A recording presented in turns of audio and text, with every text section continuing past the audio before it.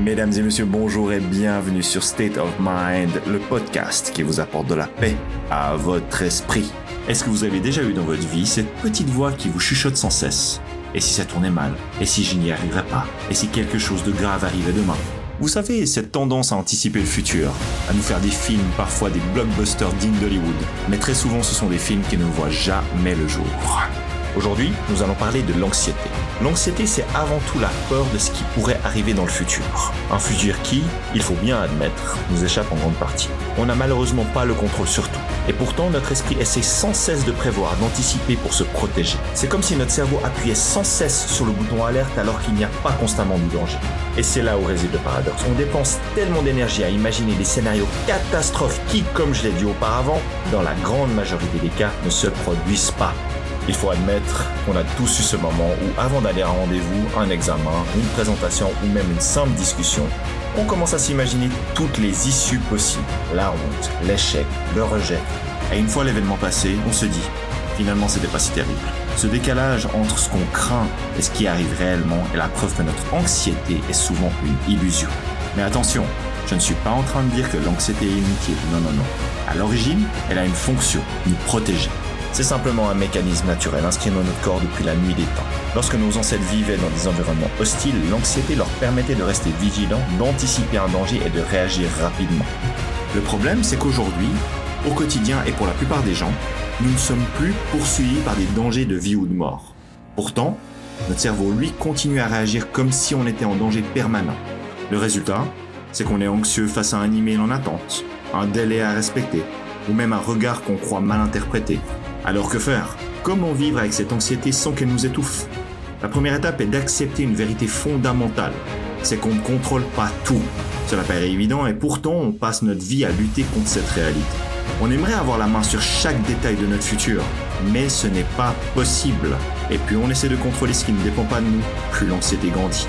Imaginez simplement ce scénario. Vous êtes au volant d'une voiture. Vous pouvez tenir le volant, accélérer, freiner.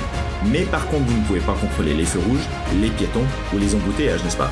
Alors je pense qu'on a plus d'un qui va se reconnaître dans cette situation, mais si vous passez votre temps à râler contre les bouchons, contre les feux de circulation, vous allez perdre une énergie folle. En revanche, si vous acceptez que ces éléments fassent partie du trajet et que vous concentrez votre attention sur la conduite, vous allez relativiser la situation et votre trajet sera beaucoup plus calme et agréable. Du coup, dans nos vies, c'est la même chose. On doit apprendre à distinguer ce qui dépend de nous et ce qui ne dépend pas de nous. Par exemple, je ne peux pas contrôler la météo de demain, mais je peux choisir d'emporter un parapluie avec moi. Je ne peux pas contrôler ce que les autres pensent de moi, mais je peux choisir d'être authentique. Je ne peux pas contrôler mon futur, mais je peux agir dans le présent. Et c'est là toute la clé. Ramenez votre attention à l'instant présent et ce que vous pouvez vraiment influencer. Il faut savoir une chose, c'est que l'anxiété adore se nourrir du futur. Elle prospère dans l'incertitude. Mais par contre, quand on revient à l'instant présent, elle perd de sa force. C'est comme si elle était privée d'oxygène. Mais en réalité, dans le moment présent, la plupart du temps tout va bien. Ici et maintenant, vous êtes assis, vous respirez, vous écoutez. Rien de catastrophique n'est en train de se produire. Alors pourquoi se projeter dans un futur qui n'existe pas encore? Par contre, je sais que ce n'est pas facile. Laisser aller le besoin de contrôle demande du courage. Mais c'est une libération. C'est comme déposer un sac trop lourd qu'on portait depuis trop longtemps.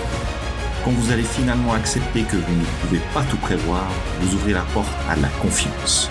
La confiance en la vie, mais la confiance en vous. Car quoi qu'il arrive, vous saurez réagir au moment venu. Et c'est ça le point essentiel. On a beaucoup plus de ressources qu'on le croit.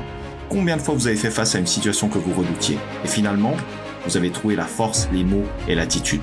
L'anxiété nous fait douter de nos capacités, mais la vérité, c'est qu'on est bien plus résilient qu'on l'imagine. Alors la prochaine fois que vous sentez l'anxiété monter, souvenez-vous de ceci. Oui, il y a des choses que vous ne pouvez pas contrôler. Et c'est normal. Mais ce qui compte, c'est pas ce qui pourrait arriver demain.